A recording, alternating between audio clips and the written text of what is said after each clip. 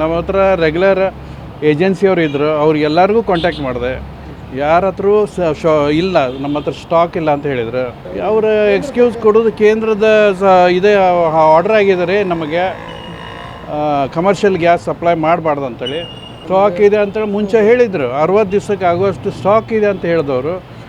ಈಗ all of A sudden 10 ಡೇಸ್ಗೆ ಅವ್ರದ್ದು ರೆಕಾರ್ಡ್ ಮುಗ್ದೋತು. ಏನು ಮಾಡಲಿ? ಹಂಗೇನಾದ್ರು ನಮ್ಗೆ ಮುಂಚಿತವಾಗಿ ನಮಗೆ ಇನ್ಫಾರ್ಮ್ ಮಾಡಿದ್ರೆ ನಾವು ಸ್ಟಾಕ್ ಮಾಡ್ತಿದ್ವಿ. ಹೋದರೆ ಈಗ ಕೆಲವ್ರದ್ದು ನಂಬರ್ ಇದೆ, ಫೋನ್ ಇದೆ, ಕರೆಸ್ಕೊತೇವೆ. ಕೆಲವರು ಇಲ್ಲೇ ಇಲ್ಲ. ಅಮೇರಿಕ ಮತ್ತು ಇಸ್ರೇಲ್ ಏನು ಇರಾನ್ನ ಮೇಲೆ ದಾಳಿ ಮಾಡ್ತಾ ಇದೆ, ಈ ಒಂದು ಯುದ್ಧದ ಪರಿಣಾಮ ಕರ್ನಾಟಕಕ್ಕೂ ಬಿಸಿ ತಟ್ಟಿದೆ ಅಂತಲೇ ಹೇಳ್ಬೋದು.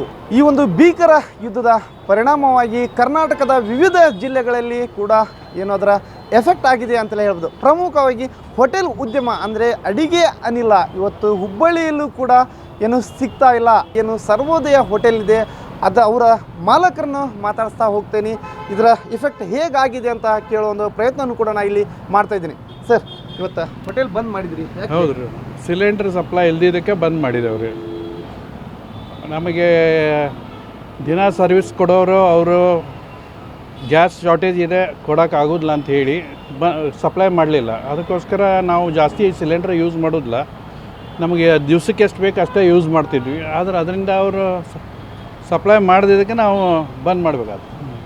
ಸರ್, ದಿನಕ್ಕೆ ನಿಮ್ಮ ಹೋಟೆಲ್ಗೆ ಎಷ್ಟು ಸಿಲಿಂಡರ್ಗಳು ಹೋಗ್ತಾ ಇತ್ತು? ಹಂಗೆ ಒಂದೂವರೆ ಸಿಲಿಂಡರ್ ಹೋಗ್ತಿತ್ತು ನಮ್ಮಲ್ಲಿ. ಅದು ಸಪ್ಲೈ ಮಾಡೋಕ್ಕಾಗಿಲ್ಲ ಅವ್ರ ಹತ್ರ. ನಮ್ಮ ಹತ್ರ ರೆಗ್ಯುಲರ್ ಏಜೆನ್ಸಿಯವರು ಇದ್ದರು, ಅವ್ರಿಗೆಲ್ಲರಿಗೂ ಕಾಂಟ್ಯಾಕ್ಟ್ ಮಾಡಿದೆ. ಯಾರ ಹತ್ರ ಇಲ್ಲ, ನಮ್ಮ ಹತ್ರ ಸ್ಟಾಕ್ ಇಲ್ಲ ಅಂತ ಹೇಳಿದರು. ಆಮೇಲೆ HP ಗ್ಯಾಸ್ ಅವ್ರಿಗೆ ಕೇಳಿದೆ, ನಮ್ಮಲ್ಲಿ ಟ್ರಕ್ಕೇ ಬರಲಿಲ್ಲ, ಕಮರ್ಷಿಯಲ್ ಸಿಲಿಂಡ್ರೇ ಬಂದಿಲ್ಲ ಅಂತ ಹೇಳಿದರು ಅವರು. ಅವರ ಎಕ್ಸ್ಕ್ಯೂಸ್ ಕೊಡೋದು ಕೇಂದ್ರದ ಇದೇ ಆರ್ಡರ್ ಆಗಿದ್ದಾರೆ, ನಮಗೆ ಕಮರ್ಷಿಯಲ್ ಗ್ಯಾಸ್ ಸಪ್ಲೈ ಮಾಡಬಾರ್ದು ಅಂತೇಳಿ ಹೋಟೆಲ್ಗೆ ಅಂತ ಹೇಳಿ ಹೇಳೋರು. ಸ್ಟಾಕ್ ಇದೆ ಅಂತೇಳಿ ಮುಂಚೆ ಹೇಳಿದರು, 60 ದಿವಸಕ್ಕೆ ಆಗುವಷ್ಟು ಸ್ಟಾಕ್ ಇದೆ ಅಂತ ಹೇಳಿದವರು. ಈಗ ಆಲ್ ಆಫ್ ಎ ಸಡನ್ 10 ಡೇಸ್ಗೆ ಅವ್ರದ್ದು ರೆಕಾರ್ಡ್ ಮುಗ್ದೋತು. ಏನು ಮಾಡಲಿ? ನಾವು ಅದೇ ಅಶ್ಯೂರೆನ್ಸ್ ಮೇಲೆ ವ್ಯಾಪಾರ ಮಾಡ್ತಿದ್ವಿ, ಸ್ಟಾಕ್ ಮಾಡೋಕ್ಕೆ ಹೋಗ್ತಿರ್ಲಿಲ್ಲ. ಹಂಗೇನಾದ್ರು ನಮ್ಗೆ ಮುಂಚಿತವಾಗಿ ನಮಗೆ ಇನ್ಫಾರ್ಮ್ ಮಾಡಿದ್ರೆ ನಾವು ಸ್ಟಾಕ್ ಮಾಡ್ತಿದ್ವಿ. ನಮ್ಮನೀಗ ಬಡವನ ಸಿಟ್ಟು ದೌಡಿಗೆ ಮೂಲ ಅಂತಾರೆ ಸರ್. ಹಂಗೆ ಹೋಟೆಲ್ ಉದ್ಯಮದ ಮೇಲೆ ಎಫೆಕ್ಟ್ ಆಗಿದೆ ಅವ್ರಿಗೆ. ಏನ್ರಿ, ಹೋಟೆಲ್ ಉದ್ಯಮದವ್ರು ಏನು ಮಾಡ್ಬೇಕು ಹೇಳ್ರಿ? ಈಗ ನಾವು ಇಷ್ಟು ಮಂದಿಗೆ ಸರ್ವಿಸ್ ಕೊಡ್ತೀವಿ, ಅವರಿಗೆ ಹೊಟ್ಟೆ ತುಂಬಿಸ್ತೀವಿ, ಅವರಿಗೆ ಎಲ್ಲ ಮಾಡಿದ್ರು ನಮ್ಮ ಮೇಲೆ ಯಾಕೆ ಕಣ್ಣು ಅಂತ ಗೊತ್ತಿಲ್ಲ. ಆಯಿತು, ಯಾಕಂದ್ರೆ ಒಂದು ದಿನ ನೀವು ಹೋಟೆಲ್ ಬಂದ್ ಮಾಡಿದ್ರೆ ಕಾರ್ಮಿಕರು ಏನಾದರೂ ತಮ್ಮ ಊರಿಗೆ ಹೋದರೆ ಅವ್ರ ಮರಳಿ ಕರೆತಂಬುದು ತುಂಬ ಕಷ್ಟ ಇದೆ ಸರ್. ಇದನ್ನ ಹೆಂಗೆ ಮ್ಯಾನೇಜ್ ಮಾಡ್ತೀರಿ? ಮ್ಯಾನೇಜ್ ಮಾಡೋದೇ ಕಷ್ಟ ಆಗಿದೆ. ಈಗ ನೋಡಿರಿ, ಇವತ್ತು ಬಂದ್ ಮಾಡಿದ್ದೇವೆ, ಎಲ್ಲರೂ ಹೋಗಿಬಿಟ್ಟಿದ್ದಾರೆ. ಹೋದರೆ ಈಗ ಕೆಲವ್ರದ್ದು ನಂಬರ್ ಇದೆ, ಫೋನ್ ಇದೆ, ಕರೆಸ್ಕೊತೇವೆ. ಕೆಲವರು ಇಲ್ಲೇ ಇಲ್ಲ, ಅವರು ಬರೋಂಗಿಲ್ಲ. ನಾಳೆ ನಾವು ಹುಡುಕಾಡಬೇಕು, ಹೊಸ ಜನಗೆ ಹುಡುಕಾಡಬೇಕು. ಏನು ಅಂಗಡಿ ಒಂದು ವೇಳೆ ಗ್ಯಾಸ್ ಸರ್ವಿಸ್ ಸಿಕ್ಕರೂ ನಾಳೆ ಅಂಗಡಿ ಓಪನಿಂಗ್ ಮಾಡೋದಕ್ಕೆ ನಮಗೆ ಭಾಳ ಕಷ್ಟ ಐತೆ.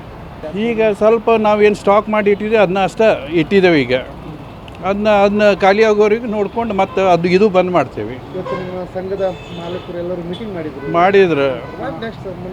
ನೆಕ್ಸ್ಟ್ ಅವರು ಹೇಳಿದಾರೆ, ಒಂದು 2 ದಿವಸ ನೋಡೋಣ ಅಂತ. ಎಲ್ಲ ಹುಬ್ಬಳ್ಳಿ ತುಂಬ ಹೋಟೆಲ್ಗಳು ಬಂದ್ ಆಗ್ತಾವೆ, ಆಮೇಲೆ ಮುಂದೆ ನಾವು ಏನೋ ಪ್ರೊಸೀಜರ್ ಮಾಡೋಣ ಅಂತ ಹೇಳಿದ್ದಾರೆ. ನೋಡಬೇಕು. ದಿನಂಪ್ರತಿ ಸಾವಿರಾರು ಸಾರ್ವಜನಿಕರಿಗೆ ಮೃಷ್ಟಾನ್ನ ಭೋಜನವನ್ನು ನೀಡ್ತಕ್ಕಂಥ ಹೋಟೆಲ್ ಇವತ್ತು ಬಂದಾಗಿದೆ. ಹಾಗಾದರೆ ಈ ಹೋಟೆಲ್ನ ಕೆಲಸ ಮಾಡ್ತಾ ಇರುವಂತಹ ಕಾರ್ಮಿಕರು ಏನೆಲ್ಲ ಚಟುವಟಿಕೆ ಮಾಡ್ತಾ ಇದ್ದಾರೆ ಅನ್ನೋದನ್ನು ಅವ್ರ ಬಾಯಲ್ಲಿ ಕೇಳೋಣ ಬನ್ನಿ. ಮಾಡ್ತಾ ಇದ್ದೀವಿ ನಾ ಬಂದ 1 ವರ್ಷ ಆಯ್ತು ರೀ. 1 ವರ್ಷದೊಳಗೆ ಈಗ ಭಾಳ ಕಷ್ಟ ಬಂದಂಗೆ ಆಯಿತು. ಒಂದಿನ ಹೋಯ್ತು, 2 ದಿನ ಹೋಯ್ತು, ಹಿಂಗಾಯ್ತು. ಇವತ್ತು ಬೆಳಗ್ಗೆಯಿಂದ ಬಂದ್ ಮಾಡಿಬಿಟ್ರಿ? ಬೆಳಗ್ಗೆಯಿಂದ ಬಂದೈತ್ರಿ. ಹಿಂಗೆ ತಿಂಗಳಗಂಟ್ಲೆ ಹೋದರೂ ಕಷ್ಟ ಅಲ್ರಿ, ದುಡ್ಕೊಂಡು ತಿನ್ನೋದು. ಮತ್ತು ನಿಮ್ಮ ಮಾಲಕರು ಮಾಲಕ್ರಿ ಅವ್ರು ಕೊಟ್ಟ ಕೆಲಸ ಕೊಟ್ಟು ಈಗ ಖಾಲಿ ಕುಂದ್ರಿಸಿ ಪಗಾರ ಕೊಡ್ಬೇಕಲ್ಲಿ. ಇದ್ರೆ ಕೊಡ್ತಾರ. ಈಗ ಓಡಿ ಹೋದಾರ ಎಷ್ಟೋ ದಿನ ನಾನು ಹುಡ್ಕೊಂಬರ್ಬೇಕ್ರಿ. ಈಗ ಅವರು ನನ್ನ ಒಬ್ಬ ಉಳ್ಕೊಂಡನ್ರಿ, ಇನ್ನು ಉಳ್ದಾರೆಲ್ಲ ಹೋಗಿದ್ದಾರೆ. ಹೋಗ್ಬೇಡ ಮಗ, ಇಲ್ಲೇ ಇರ, ನಾನು ನಿನ್ನ ನೋಡ್ಕೊತೀನಿ ಅಂತೇಳಿ. ಅದಕ್ಕೆ ಹೀಗಾಗಿ ನಾ ಉಳ್ದೇನಿ, ಉಳ್ದಾರೆಲ್ಲ ಹೋಗಿದ್ದಾರೆ. ಕೆಲಸ ಮಾಡ್ಕೊಂತಿರ್ತಿದ್ರಿ, ಟೈಮ್ ಪಾಸ್? ಹಾಂ ರೀ, ಎಲ್ಲ ನನಗೊಬ್ಬಗ ಟೆನ್ಷನ್ ಆಗತ್ತಿದೆ ಈಗ.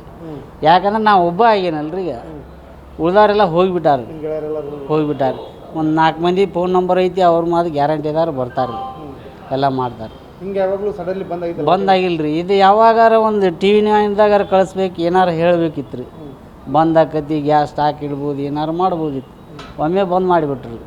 ಭಾಳ ಬೇಜಾರು ರೀ. ಜನಗಳ ಜೊತೆ ಹೆಂಡ್ರ ಮಕ್ಕಳು ಹೊಟ್ಟೆ ತುಂಬಿಸೋದು ವಜ್ಜರಿಗೆ ಹ್ಮ್ ಹ್ಮ್ ಶಿವನಗೌಡ ಪಾಟೀಲ್ ಅಂತ